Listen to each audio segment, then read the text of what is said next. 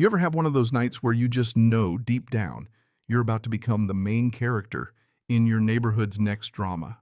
That was me sitting on my porch, chopsticks in hand, just trying to enjoy some halfway decent takeout with my son Dylan when the universe dropped a bright yellow envelope through my front door like it was serving a subpoena.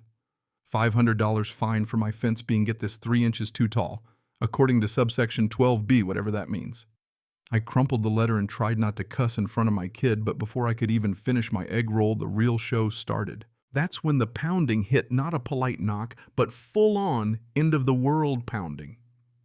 Through the peephole, I spot Vivian Baxter.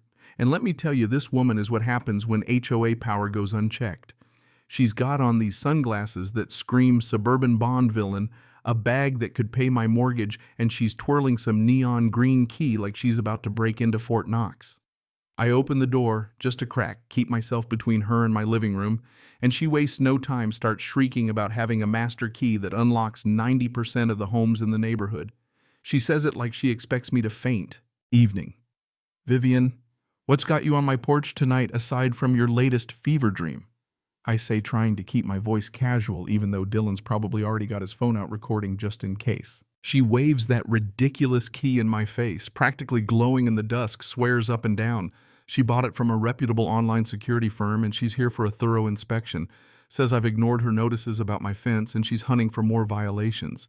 The absurdity almost makes me laugh, but instead I just cross my arms, lean in the doorway, and deadpan, Vivian, did that reputable firm also sell you the Brooklyn Bridge?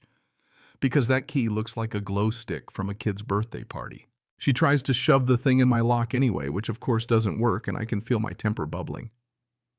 Ma'am, you need to leave my property, I say, doing my best not to raise my voice. She stumbles, muttering about defective products, and suddenly, with all the drama of an off-Broadway actress, whips out her phone and calls the cops. I'm being threatened, she yells into the speaker. This man is preventing me from doing my duties as HOA president. She throws in enough gasps and sighs that I'm half expecting her to faint right there. Now here's where the universe steps in with a twist. The 911 dispatcher she reaches just happens to be my son, 3 blocks away at the emergency call center, grinning from ear to ear. He plays it straight, ma'am. Can you describe the nature of the threat? Are you in immediate physical danger? She's caught off guard. Stumbles through some nonsense about my menacing presence and her master key. Then Dylan Stone Cold asks, is the key registered with the National Locksmith Guild? I nearly lose it right there. Vivian's face cycles from confusion to panic. She drops her bag. Lipsticks and citation pads go skittering everywhere, and the neighbors, well, they're all peeking out now because nothing draws a crowd like a HOA standoff. Dylan texts me from the dispatch desk. Dad, I got this. At that moment, I know he's handling things better than I ever could. Sirens start up in the distance, and Vivian, sensing a new audience, grabs a camera from her bag and aims it at my front door at me at the police lights pulling up. She's setting up her little reality show, and honestly, I'm half curious what scene she plans to film. Officer Greg Turner arrives, the look of a man who's had one too many run-ins with Vivian. She throws herself into a sob story, waving her phone with a photo of a house with a neon pink fence. Supposedly mine. Except the number's wrong, and for some reason there's a palm tree in the yard. Officer, this man has been terrorizing me. Look at what he's done to the neighborhood. Turner squints at the photo, then at my actual brown fence. Mr. Caldwell, care to explain? I lay it out calm as I can. Officer, I've lived here 15 years. That's not my house. Look at the number. I don't have palm trees. We're in Ohio.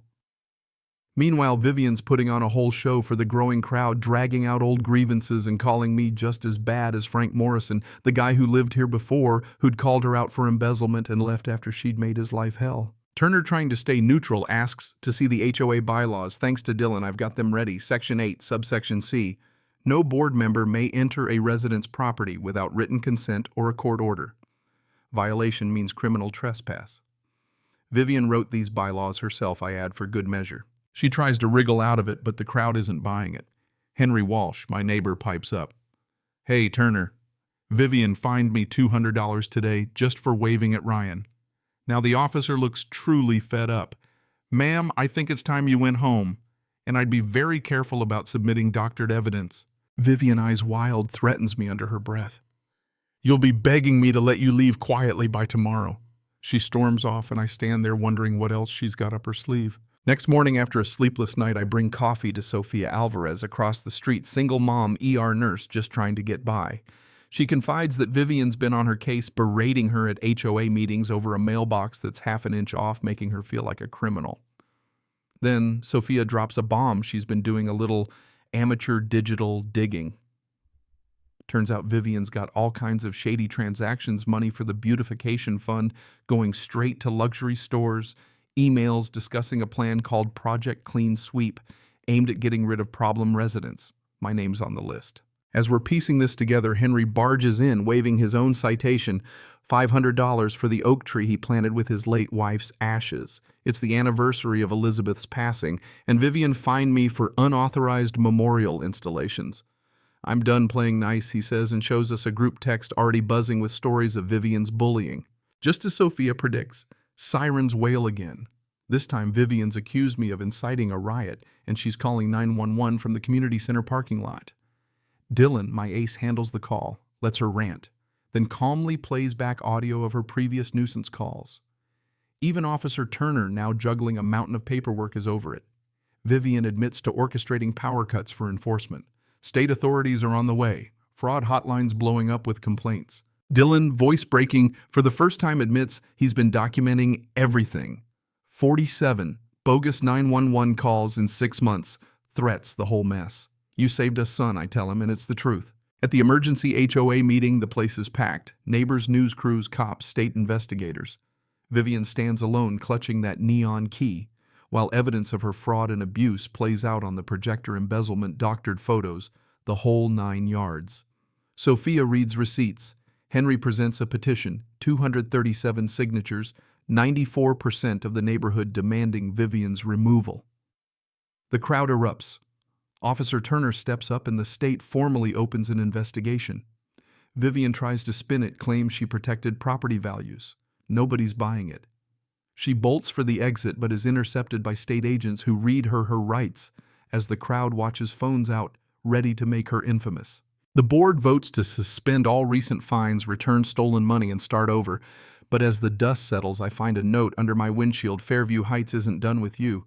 Maybe there's more drama on the horizon, maybe another wannabe tyrant waiting in the wings. But for tonight, my friends, my son and I celebrate. We beat the monster at her own game. So what did we learn? Maybe nothing. Maybe everything. But if you've ever faced down a petty tyrant, you know it takes a village and one determined dispatcher. Drop your thoughts below. Who was right? Who went too far? And what would you do if your HOA president showed up with a glow stick key and an axe to grind? Let's hear your stories.